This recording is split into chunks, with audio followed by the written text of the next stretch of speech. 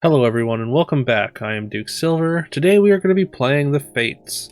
And yeah, we start off with the shop that I definitely want this Wizard's Familiar. Wizard's Familiar is one of my favorite starting things with the Fates, even though it's probably not as good as Polywoggle or Mouse, but I mean I'm just a big fan of Golden Familiars. So we did start with the roll the dice though, kind of hoping not to hit the Wizard's Familiar, because then we couldn't take it as a faded unit necessarily. But yeah, we decided to cast that just for the extra stats on turn 1, just to keep our health total from reducing this early in the game. And yeah, we get to lock the Wizard's Familiar there, and we win the combat, getting to keep our magic research. So now we're going to be able to cycle this chicken out and take this Wizard's Familiar and then roll the dice. And we get the hit that we want there. We wanted the Baby Root here. It's just a lot more stats on this board than the unicorn is, or zebracorn. Sorry. A lot of toughness on both sides of the board here, but we are going to come away with the win, just barely. Here we get to make our Wizard's Familiar triple a little bit later than usual, but that's okay. Lock chest is fine here. I think we're gonna go lock chest. Like Fountain of Youth doesn't really do anything. Spinning wheel is fine, but lock chest has a lot of upside here, and we're early enough that I think I'm fine with that. We pick up a lucky as well, just to get a little bit of econ going. Unfortunately, our lucky does not die. Apparently, we were a little bit too strong for that opponent. But yeah, we're gonna cast a cantrip here. We're gonna buy this pig, and then we roll to try and hit a spell, and we find a Genie's Wish, which puts a ton of stats onto our Wizard's Familiar. We've already got it to 1720 here, which should be good enough to be carrying fights, like, kind of by itself. Although, as soon as I say that, we kind of immediately take a loss here, but I guess it's against Fallen Angel. Fallen Angel is a pretty tough opponent, especially early. Alright, pick up a Spellweaver, although it is 3.2, so like the Spellweaver is like kind of a sketchy pickup. But we're gonna Beauty's Influence it, give it some toughness. Even with only 2 power, hopefully the ranged aspect will make it a little bit better here. We'll pick up a mouse here just to bank a gold going into level 4. Another opponent that has a lot of stats over there. Charon has a golden happy little tree, and yeah, it looks like we're not quite gonna get our pig gold, unfortunately, but that extra toughness that we put onto Spellweaver does matter. Okay, so we get a treasure map out of our lock chest, which is pretty ideal. Although it's a little bit unfortunate. Now we're not going to be able to triple anything other than a 4, basically. We're not going to be able to get the Cindy done. We're probably going to have to sell it, just because by the time, like, we're going to want to cast spells in the meantime, and by the time we get to 3 spells, we probably won't have found our triple necessarily, so. Speaking of casting spells, there's another Spellweaver, which I think we are going to take. Like, I mean, we've got this Wizard's Familiar. We want to be casting spells anyways. We go for the Soul Tack first, though, and then we're gonna buy it, and then we're gonna cast the Shard on the Soul Tack. We were hoping for Monster Book, of course.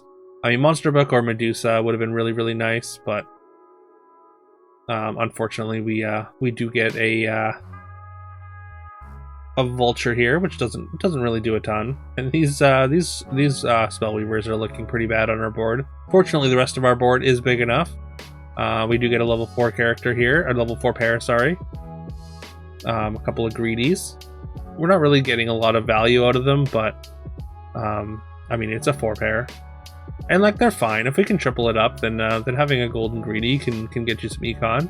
And there's that Monster Book that we wanted. There's a Kidnap in the shop here, but I think we're going to take a roll. Yeah, unfortunately, we do take a roll here, which is definitely a mistake. We should have just cast the Kidnap there just to get a spell done, or spell cast here.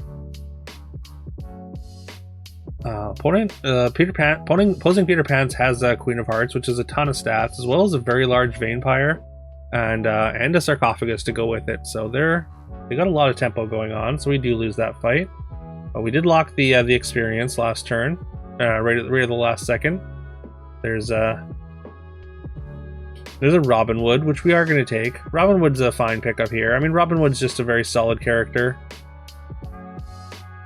There's a a cantrip that I thought about locking. We could have sold the baby root for the other chicken and just banked it there, but instead we just take the roll. Alright. We would definitely love to find more monster books. I mean, we're kind of running out of time for monster books usefulness. Skip has a lot of stats. It's a golden hippo. They must have got their golden hippo super early, because it's only 4.2 right now. Although, like, of course, Skip has had access to level 4 characters for like 4 turns, so. But even still, with that amount of scaling, you have to assume that it showed up very early. We picked up a Nian, and then we took a couple rolls, and we find another Nian, so we get to pop our treasure map here. Or a 7. And yeah. I mean, Roundtable doesn't really do much. Fairy Queen's Wand is a great tempo hit, but like, I mean, it's not really what you want to be taking as a level 7 treasure, so we're going to go with Mirror Mirror. I mean, we do have this monster book, which we can kind of double dip on with Mirror Mirror. And yeah, I mean, we want to take experience next turn and just like, I mean, if we can find experience early, I should say, we would like to take experience next turn and go to 6 and hopefully find some Oni Tyrants to get some stats onto this monster book. Or Scion of the Storm would be absolutely perfect for our Mirror comp. And yeah, we do take a big hit from an opponent who's very strong there, so we do drop to 9, so we can't really afford to lose any more combats. And these Spellweavers, again, looking pretty bad on our board. I mean, Aeon, honestly, not that great either. So yeah, we definitely need to improve here, and we do improve with at least one apple tree, and we're going to get another apple tree here, so we're definitely going to take that. And we're actually going to sell this Robin Wood, just because Robin Wood doesn't necessarily fit on the board anymore, and we still want to play these mages. Maybe like I shouldn't have played the Aeon, but like I figured getting the scaling would be good. And the fact that these two apple trees have 0 attack means that we're actually going to get some very good attacks out of even these Spellweavers, even though they're so small. And we have a ghost fight here as well, so that's gonna benefit us greatly. But yeah, since everything attacking into it is going to be left with 1 toughness, then our Spellweavers can basically just clean them up, as you saw there. And we're going to be able to triple it up and get a level 5 treasure. Horn of Olympus is really good with Summoning Portal, just because you get so many summons, but also Summoning Portal is pretty good with summons as well. So we're actually just going to take the Summoning Portal, because we are definitely heading in the direction of a pumpkin comp here. So if we can just get a pumpkin going like relatively soon, then we're going to have a ton of stats combined with our Mirror summons. Here's Fallen Angel, who does have a couple of Medusas here, which is pretty sketchy for us, or kind of unfortunate, since they're going to be able to turn at least a couple things into statues here. Fortunately, we scammed their apple tree, and we attack into their Medusa, which is enormous. I mean, they didn't even get through our summons on the front line, but that could have been just because of the 2 really good attacks. And yeah, there's that pumpkin that I was talking about. That's exactly what we need here. We're going to cast the Shard just so we cast a spell this turn. And I think we're going to leave the Wizard's Familiar up front just because it's so much bigger than everything else. Okay, never mind. We're not going to play the Wizard's Familiar up front. We are going to play it in the back though. So we did end up with it just because we're getting the scaling out of the monster books, and it's so much bigger than the Spellweaver. An opponent gets a double smite out of their book there, which is kind of unfortunate. But since we got this Oni Tyrant, the amount of stats we get from our Mirror summons here ends up being too much for this ghost to handle. There's a Pigomorph here. I mean, like I said, we're at 9. We might have to just fire this off just so we can survive another fight. Like it's half our turn though, which is a little bit uncomfortable, just because like we still need to improve a lot. But yeah, I think we go for it. We really just need to hit Medusa now, I think. Yeah, or like another pumpkin would be fantastic. There's Medusa, which we absolutely are going to take. And I think we're going to play just a single monster book instead of 2 monster books. We're going to leave the Nian in there just because it gets attacked into a little bit better. Unfortunately, they attack directly into our Medusa, but fortunately for us, we still get at least 1 Medusa attack. And the again, the Oni Tyrant stats are just super important with these mirror summons. Finally pop our pumpkin. The summoning portal stats are actually relevant now. Like, they weren't putting a lot of stats with just the mirror, but with all those extra summons from the mirror as well as the pumpkin summons, like the summoning portal stats add up a lot. There's another apple tree, which is like kind of tempting, especially since it's got 0 power, and it's kind of a good thing to put on the end there, just to get to our backline attacks first. But also we need to find better things for our backline as well. So I think we're just gonna forego that.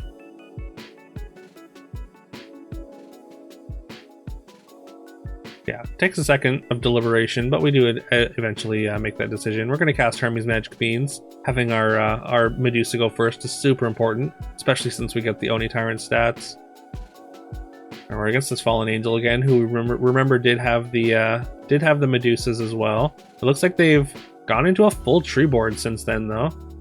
We attack another apple tree, which is actually really beneficial for us, because that means that we get to immediately resummon our Medusa and get the second attack. Like, if Medusa attacks and survives, then the combat, if it doesn't get attacked into, then you don't necessarily get that mirror Medusa value. And the Oni Tyrant stats once again making a difference here with the mirror summons. We get another Oni Tyrant, which is fantastic. That's definitely something we can play in the back now. And there's another Oni Tyrant. So we keep trying to get out of this Wizard's Familiar, but yeah, unfortunately we have to play the Wizard's Familiar for just a little bit longer. And yeah, there was a Pandora's box there, but we're heads up against Geppetto now, so we're just gonna go for the Mimic. So now we're gonna get all our mirror summons are gonna be mimicked, as well as all those summoning portal stats are gonna be mimicked. So we're gonna get a ton of stats out of these summons. And you can see right there, we summon a 17-17 and a 13-13 from just our second character. And yeah, our board space works out pretty well. Not so much for the Medusa, but we're getting both summons for basically everything else on the front row here. Opponent pops an upgraded pumpkin. Unfortunately, they do scam our Oni Tyrant, but yeah, we've still got our pumpkin. We've got a decent amount of board space, and yeah, look at all those summoning portal stats. The Geppetto summon stats are kind of nothing in comparison, and yeah, we make pretty short work of them after the pumpkin pops. And there's that Scion. I think Scion is still something that we would consider here, although I think the opponent kind of sees the writing on the wall. And if yeah, just give him a sec, and there it is. So yeah, opponent concedes. They figure they just can't beat us, but they can't beat our summon stats, and I guess they decide they can't compete even with some scam cards either. But yeah. Yeah, Mimic Portal is like absolutely no joke. Like, the amount of stats you get out of the Mimic Portal is kind of wild, and can compete with a lot of comps. So add on that with the mirror Mimic as well, then yeah, you can really build up a lot of summons. But yeah, let me know if you enjoyed this. Please leave a like, subscribe if you haven't already, leave a comment, do all that awesome stuff that helps the algorithm. And yeah, I would very much appreciate that.